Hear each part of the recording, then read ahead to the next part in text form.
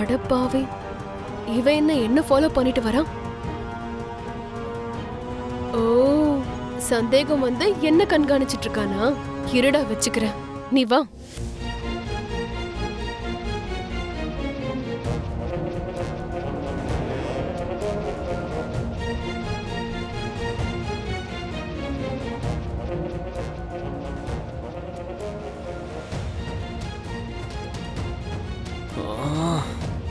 மாட்டிக்கிட்டேன். என்ன சரி, என்ன ஃபாலோ பண்ணிட்டு இருக்க? நான் எதுக்கு ஃபாலோ பண்ண போறேன்? கண்ணுக்கு தெரியல எல்லா சாமியும் கும்பிட்டு வரேன். இந்த கோயிலுக்கு வரும்போது நீ வந்த, உன் பின்னாடி நான் இருக்கேன், அவ்வளவுதான். அப்படியா? அப்படின்னா வா, நம்ம சேர்ந்தே சாமி கும்பிடலாம். வா போலாம். வா.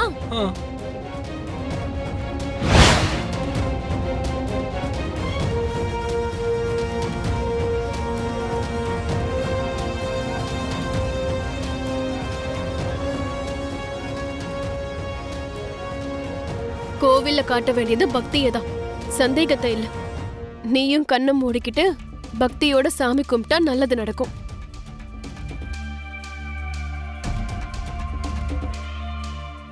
இங்க பாரு, நீயும் உங்க அம்மாவும் சேர்ந்து ஏதோ பிளான் பண்ணிருக்கீங்கன்னு எனக்கு நல்லாவே தெரியும். நான் உன் புருஷன்டி. என் கண்ணெல்லாம் உன் மேலதான் இருக்கும், அத நீ ஞாபகம் வச்சுக்கோ. என்னடா ஏன் புருஷங்கற? என்னது? உன் கண்ணு எதுக்கு ஏன் மேல இருக்கு? ஐயோ, உங்கள சொல்லலக்கா, என் பொண்டாட்டி கிட்ட பேசிட்டு இருந்தேன். ஏண்டா இல்லாத உன் பொண்டாட்டி பேரை சொல்றியா? என் இடுப்ப வேற கிள்றியா? நான் பண்ணலங்க. இந்த மாதிரி ஆளுங்கெல்லாம் கோவிலுக்கு பக்தியோட வர மாட்டாங்க, காமத்தோட வருவாங்க. ஐயோ, நான் அப்படிப்பட்ட ஆளெல்லாம் இல்லைங்க. நம்மள மாதிரி அழகானவங்கள பார்த்தா இந்த மாதிரி ஆளுங்களுக்கு கோயில் கூட கண்ணுல தெரியாது. சும்மா விடக்கூடாது. சொல்லுங்க மேடம். இன்னும் எதுக்கு மேடம்? உறவுக்காரங்களா ஆக போறோம்.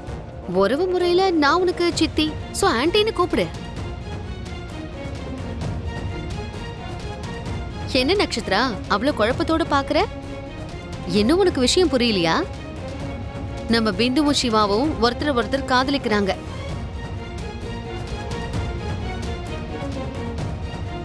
அவங்க 2 பேருக்கும் கல்யாணம் பண்ணி வைக்கலாம்னு நினைக்கிறேன்.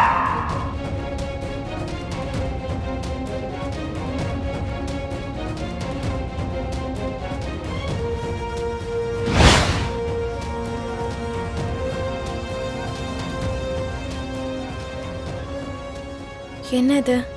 நம்ம கூட இருக்கிற சிவா எங்கேயும் காணோம். ஏற்கனவே பிந்து வேற இந்த கோவிலுக்கு வந்திருக்கா. அவகிட்ட ஏதாவது பேச போயிருப்பானா? ஏய் நட்சத்திரா, என்னாச்சு நட்சத்திரா? இவங்க 2 பேரும் காதலிக்கிறாங்கன்னு சொன்னது ஷாக் ஆயிட்ட?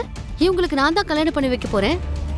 அந்த ஷாக்ல இருந்து வெளியில வரதுக்கு முன்னாடியே அவ்வளவு டென்ஷனா எங்களை எதுக்கு இங்க எடுத்துட்டு வந்த? அந்த சிவா பூமி தம்பி, அது உங்களுக்கு புரியுதா இல்லையா? சிவா மட்டும் அவளை காதலிக்கல, நம்ம பிந்துவும் அவனை காதலிக்கிறா. அதனாலதான் இவங்களுக்கு கல்யாணம் பண்ணி வைக்கிறேன்னு சொல்றேன்.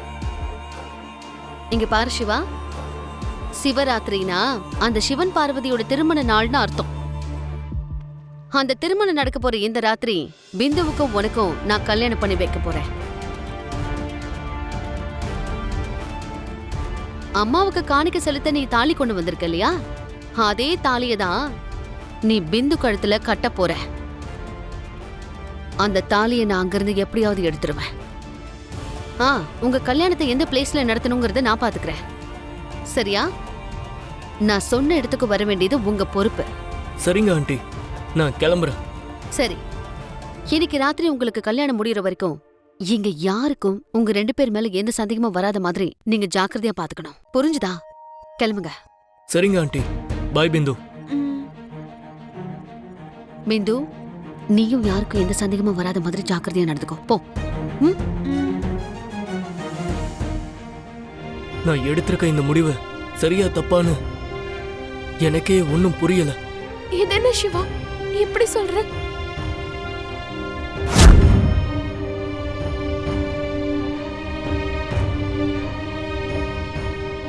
நம்ம ஒருத்தருக்கு ஒருத்தர் உயிருக்கு உயிரா காதலிக்கிறோம். நமக்கு கல்யாணம் ஆயிடுச்சுன்னா ரொம்ப சந்தோஷமா இருப்போம்.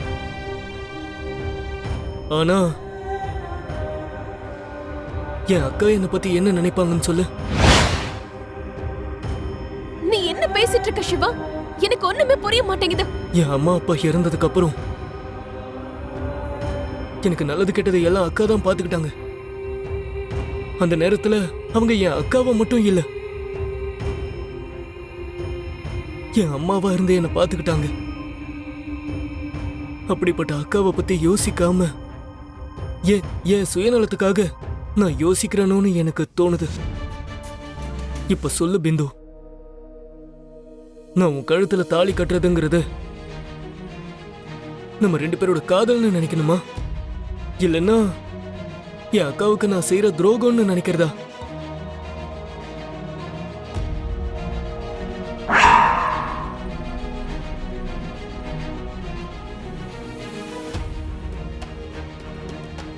இதுக்கு பதில் நான் சொல்றேன் உனக்கு.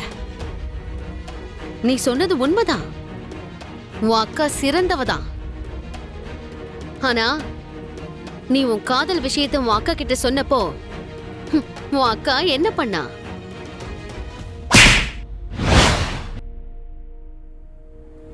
அப்படியா சிவா? சாரிடா, நீயும் பிந்துவும் காதலிக்கிற விஷயம் தெரியாம நீ பூரியதான் காதலிக்கிறேன்னு தப்பா நான் புரிஞ்சுக்கிட்டேன்டா. இரு, இப்பவே ககன் மாமா கிட்ட பேசி உன்னோட கல்யாணத்தை நான் நடத்தி வைக்கிறேன்னு சொன்னாளா? சொல்லு சிவா. அவளுடைய காதலை காப்பாத்திக்கிறதுக்காக உன்னுடைய காதலை பலி கொடுக்கணும்னு நினைச்சிருக்கா.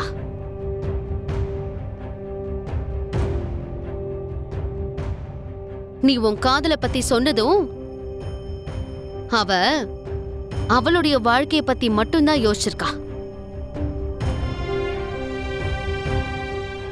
உன் அக்காவ நீ உன் தாயோட ஒப்பிட்ட. எந்த தாயா இருந்தாலும் தன் பிள்ளையோட வாழ்க்கைய நாசமாக்கணும்னு நினைப்பாளா?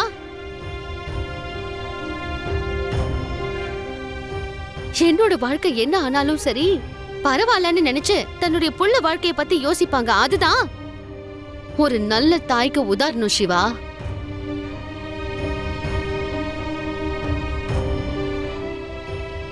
நீ எப்ப உன் காதலை பத்தி சொன்னியோ அப்போல இருந்து சுயநலமா அவளுடைய காதலை பத்தி மட்டும்தான் யோசிச்சிருக்கா. இப்பவாவது நீ பூமியை பத்தி புரிஞ்சுக்கிட்டியா சிவா?